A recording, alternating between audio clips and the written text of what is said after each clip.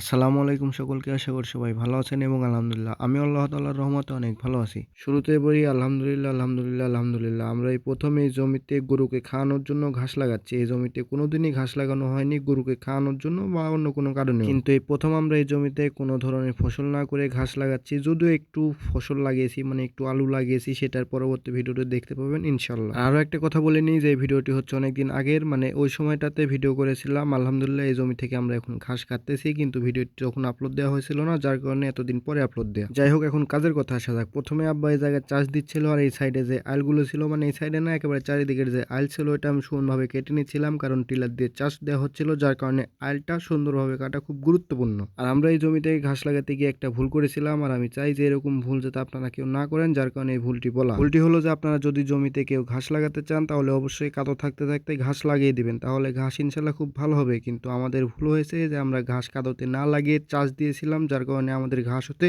খুব বেশি দেরি হয়েছে। আমরা যদি ঘাস লাগিয়ে দিতাম কাদো থাকতে, তাহলে আমাদের অনেক সুবিধা হতো। এতদিন আমরা ঘাস কাটতে পারতাম, মানে যে সময়টাতে আমরা ঘাস লাগাচ্ছিলাম ওই সময়টাতে আমরা ঘাস কাটতে পারতাম ইনশাল্লাহ। কিন্তু আমরা যেহেতু এই ভুলটা করেছি, যার কারণে আমাদের ঘাস পেতে অনেক দেরি হয়েছে। আলহামদুলিল্লাহ আমাদের জমিতে চাষ দেওয়া হয়ে গেছে, মানে প্রথম পর্যায়ে চাষ দেওয়া হয়ে গেছে, এবং এখন আমরা জমিতে সার দিচ্ছিলাম। আর আমরা সার দিচ্ছিলাম ডিএপি এবং ইউরিয়ার পাশাপাশি আমরা কিছু ঘাস বুনতেছিলাম। মূলত আমরা এই জমিতে ঘাস লাগাচ্ছিলাম, কিন্তু এর পাশাপাশি কিছুটা ঘাস বুনিয়ে দিয়েছিলাম এর মাঝামাঝি, তাতে জমিটা ঘাসে ভরে ওঠে। আর এর আগে আমি সার বুনেছিলাম এবং আব্বা ঘাস বুনতেছিল, কারণ ঘাস এক জায়গায় বেশি পড়ে গেলে হবে না, যার কারণে আব্বাই বুনতেছিল, মানে জায়গায় জায়গায় অল্প করে আব্বাই বুনতেছিল। আর এই সাইডে ফাঁকা রাখা হয়েছে এই সাইডে আলু লাগানোর জন্য। এবং এরপর আমরা চারিদিকে নেট দিয়ে বেড়া দিয়ে দিয়েছি, কারণ এই জায়গায় যেহেতু আমরা ঘাস লাগাচ্ছি, যার ফলে এই জায়গায় গরু ছাগল অনেকে বিরক্ত করতে পারে, যার কারণে খুব সুন্দরভাবে আমরা নেট দিয়ে চারিদিকে বেড়া দিয়ে দিয়েছি। এরপরের দিন আমরা কাটিং সংগ্রহ করে আমাদের জমিতে নিয়ে চলে এসেছি। আর এটা আমাদের জমির জন্য যথেষ্ট ছিল না, কারণ আমাদের আরো প্রয়োজন ছিল। আর আব্বা এই জায়গায় টিলার দিয়ে জমিতে মই দিচ্ছিল, কারণ মই দিলে মাটির সমান হবে। আর মাটি যদি সমান না হয় তাহলে পরবর্তীতে জমিতে সেচ দিতে সমস্যা হবে, যার কারণে মাটি সমান করা অত্যন্ত প্রয়োজন ছিল। এরপরে আমরা ছোট ছোট করে বেড তৈরি করে নিচ্ছিলাম, কারণ বেড তৈরি করলে পানি সেচতে সুবিধা হবে। আর যদি বেড তৈরি না করি তাহলে পরবর্তীতে পানি সেচতে সমস্যা হবে, যার কারণে আমরা ছোট ছোট করে বেড তৈরি করে নিচ্ছিলাম, যাতে পরবর্তীতে সেচ দিতে সুবিধা হয়। আর আমরা ঠিক এভাবে 5টার মধ্যে বেড তৈরি করেছিলাম, যাতে আমাদের জমিতে সেচ দিতে সুবিধা হয়, এবং যার কারণে আমাদের অনেক সুবিধা হয়েছিল আলহামদুলিল্লাহ। আমরা যে বেড তৈরি করেছিলাম এই জায়গার মধ্যে দিয়ে আমি এই জায়গায় কাটিং রেখে দিচ্ছিলাম, এবং আমরা